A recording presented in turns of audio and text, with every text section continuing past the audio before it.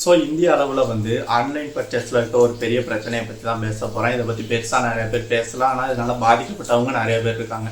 அப்படியான ஒரு பிரச்சனை அப்படி என்ன ஒரு பிரச்சனை அப்படின்னு வந்து கேட்டிங்கன்னா, ஒரு புக்கு பிரச்சனை தான். என்ன அப்படின்னா, ஃப்ளிப்கார்ட், அமேசான் அதில் சொல்ல மாட்டேன், ஏன்னா அமேசான் இந்த குற்றத்துக்குள்ளே வரல.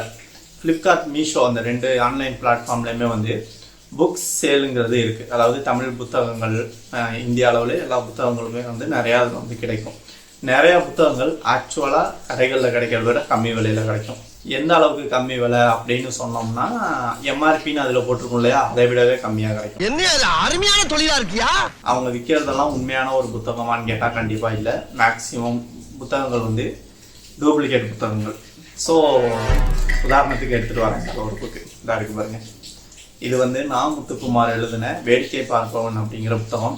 இதை போட்டது யாருன்னு சொன்னால் விகடன் பிரஸ் வரும்.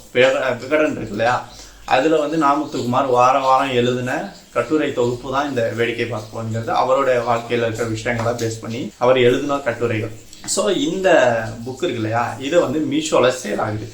இது வந்து எனக்கு டூப்ளிகேட்டுங்கிறது தெரியாது. ப்ளஸ் இதை நான் வாங்கலை, ஃப்ரெண்டு ஒருத்தவங்க வாங்கினவங்க என்கிட்ட கொடுத்தப்ப நான் அவங்கள்ட்ட சொன்னேன், இந்த புக் வந்து ஒரிஜினல் கிடையாது, டூப்ளிகேட் அப்படின்னு சொல்லி. அவங்க ரொம்ப லோ ப்ரைஸ்லாம் வாங்கிடுவாங்க. பொதுவாக விகடன் போடுற புத்தகங்கள்லாம் கொஞ்சம் அதிகமாக தான் இருக்கும் விலை. சின்ன சின்ன புத்தகங்களே விலை கூட தான் இருக்கும். ஏன்னா printing quality plus paper quality wise வந்து விகடனில் கொஞ்சம் ஹையாக இருக்குங்கிறதுனால விலையும் வந்து கூட தான் இருக்கும். உதாரணத்துக்கு எல்லாருக்கும் தெரிஞ்ச வீரயுக நாயகன் வேல்பாரி விகடன் பிரஸ் தான் இப்போ கிட்டத்தட்ட 2000 ரூபாய் கிட்ட விற்கிது, எல்லாருக்குமே தெரியும். அந்த மாதிரி விகடனுடைய ப்ரைஸ் ரேஞ்சே கொஞ்சம் அதிகமாக தான் இருக்கும். இவங்க எப்படி கம்மியாக வாங்கினாங்கிறப்ப இது டூப்ளிகேட்னு தெரிஞ்சது. எப்படி இது டூப்ளிகேட்னு தெரிஞ்சதுன்னு கேட்டால், ஒரு பின்பக்க அட்டை படத்தில் எனக்கு தெரிஞ்சிருச்சு. இந்த நீங்களும் பாருங்க, கீழே வந்து ரொம்ப பிளர்ராக இருக்கும் இந்த எழுதியிருக்கிறதெல்லாம் விகடன் எல்லாமே. ஒன்றுமே புரியாத மாதிரி, என்னடா இது இப்படி இருக்குது அப்படின்னு சொல்லிட்டு பார்க்கும்போது தான் தெரிஞ்சிச்சு இது டூப்ளிகேட்னு. இதுன்னு இல்லை, இதுக்கு முன்னாடி நான் ஃப்ளிப்கார்ட்லேயும் பாதிக்கப்பட்டிருக்கேன். என்னன்னா, ஃப்ளிப்கார்ட்டில் ஷேப்பியன்ஸ்னு சொல்லி ஒரு புக் இருக்குது, ரொம்ப ஃபேமஸான புக்கு. அதோட இங்கிலீஷ் வெர்ஷன் வந்து நான் ஃப்ளிப்கார்ட்டில் ஆர்டர் போட ஆஃபர் ப்ரைஸ் போட்டிருந்துச்சுன்னு சொல்லி, அப்போ அது வர்றப்போ பார்த்தா அது டூப்ளிகேட் புக்கு. மீஷோவில் கூட ரிட்டர்ன் ஒரு ஆப்ஷன் உண்டு. இது வேற ஒருத்தவங்க வாங்கினதுனால என்னால் ரிட்டர்ன்லாம் பண்ண முடியல. அவங்க வாங்கி ரொம்ப நாள் ஆகுது, அவங்களுக்கு தெரியலை. நான் சொன்னதுக்கப்புறம் தான் அது டூப்ளிகேட் புக்குங்கிறது அவங்களுக்கு தெரிஞ்சிச்சு. ஸோ ஒரு கன்சியூமர் மேலே அதில் தப்பு கிடையாது, அவங்கள ஏமாற்றி தான் விற்றுருக்காங்க. நான் வந்து ஃப்ளிப்கார்ட்டில் வாங்குறப்ப எனக்கு வாங்கினதுமே தெரிஞ்சிடுச்சு இது டூப்ளிகேட் புக்கு. அப்போ நான் ஃப்ளிப்கார்ட்டில் போகிறப்ப ஃப்ளிப்கார்ட்டில் ரிட்டர்ன் ஆப்ஷனே இல்லை அந்த புக்குக்கு.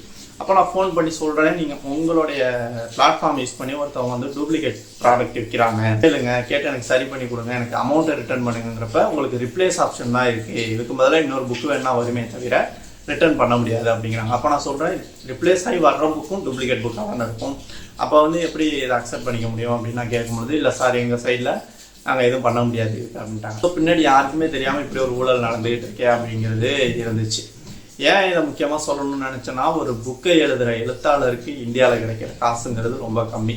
ஸோ அதுலேருந்து இவங்களுக்கு வர வருவாய்ங்கிறதும் ரொம்ப கம்மி தான். ஆனால் அதுலேயும் அந்த புக்கு படிக்கிறவங்க பாதி பேர் வந்து தெரியாமல் இந்த மாதிரி டூப்ளிகேட் புக்ஸை வாங்கிட்டாங்க அப்படின்னா, அதுலேருந்து எழுத்தாளருக்கு எதுவுமே போகாது, அந்த பப்ளிஷருக்குமே எதுவுமே போகாது. ஏன்னா இந்த புக்கை வந்து பிரிண்ட் பண்ணி விற்றது வேறு யாரோ, ஸோ அதுக்கான அமௌண்ட் வந்து அவங்கள்ட்ட போயிடும். அப்படிங்கிறதுனால இது வந்து கரெக்டே கிடையாது. எனக்கு தெரிஞ்ச வரைக்கும் அமேசானில் கிடையாது. ஏன்னா அமேசான் புக் செல்லர் கம்பெனியாக தான் ஆரம்பித்தாங்களே, அதனால் இப்போ வரைக்கும் அமேசானில் வந்து அந்த மாதிரியான விஷயங்களை வைக்கலை, எப்படின்னா சொல்ல அலோவ் பண்ணல அவங்க. ஆனால் ஃப்ளிப்கார்ட்லேயும் மீஷோலையும் வந்து இருக்குது, இந்த பிரச்சனை வந்து இருக்குது. அதனால் புக்கு வாங்குறவங்க கொஞ்சம் பார்த்து வாங்குங்க. இன்னொரு விஷயம் என்ன அப்படின்னா, இதை ஏன் இந்த புக்கில் டூப்ளிகேட்டில் ரொம்ப இது பண்ணி பண்ணுறாங்க, ஏன்னா புக்கு படிக்கிறவனே ஊருக்குள்ள கம்மி, அவனுக்கு டூப்ளிகேட் புக்கை விற்கிறதுல எதுக்கு இவ்வளோ கான்சன்ட்ரேட் பண்ணுறாங்க அப்படின்னு பார்த்தோம்னா, புக்குக்கு ஜிஎஸ்டி கிடையாது. இப்போ அமேசான்லேயோ ஃப்ளிப்கார்ட்லேயோ ஒரு பொருளை நீங்கள் விற்கணும் அப்படின்னா அதுக்கு நீங்கள் ஜிஎஸ்டி ரிஜிஸ்ட்ரேஷன் பண்ணியிருக்கணும், அப்போ தான் அதில் வந்து அந்த ப்ராடக்டே விற்க முடியும். ஆனால் புக்கு மாதிரியான பொருட்கள் விற்கிறதுக்கு ஜிஎஸ்டி கிடையாது. ஏன்னா அதை வாங்கி படிக்கிறவனே கம்மி அப்படிங்கிறப்ப அதுக்கு ஒரு ஜிஎஸ்டி போட்டு அதை வாங்குகிற அளவு குறைக்க வேணாம்னு சொல்லிட்டு கவர்மெண்ட்டே போடலை. ஸோ அதனால் புக்கு விற்கிறதுக்கு ஜிஎஸ்டி தேவையில்லை அப்படிங்கிற ஒரு விஷயம் இருக்கு இல்லையா. இதை அவங்க யூஸ் பண்ணிக்கிட்டு பிரிண்டிங் ப்ரெஸ் வச்சுருக்கிற சில பே பண்ணுற வேலை தான் இது. அவங்க வந்து இந்த மாதிரி புக்கை அவங்களே ஓனாக பிடிஎஃபாக கிடைக்கிற புத்தகங்களையோ அந்த மாதிரி ஆன்லைனில் கிடைக்கிற புத்தகங்களையோ எடுத்து இந்த மாதிரி பிரிண்ட் பண்ணி அதை புத்தகமாக வந்து விற்கிறாங்க. ஸோ அவேராக இருங்க, இந்த மாதிரி டூப்ளிகேட் புக்கை புதுசாக வாங்காதீங்க. இதில் வந்து அவங்களுக்கு தான் லாபம் அதிகம், அது சரியும் கிடையாதுங்கிறது ஒரு விஷயம் இருக்குது. ஸோ அதுக்காக தான் இந்த வீடியோ. இன்னொரு வீடியோவில் பார்ப்போம். தேங்க்யூ.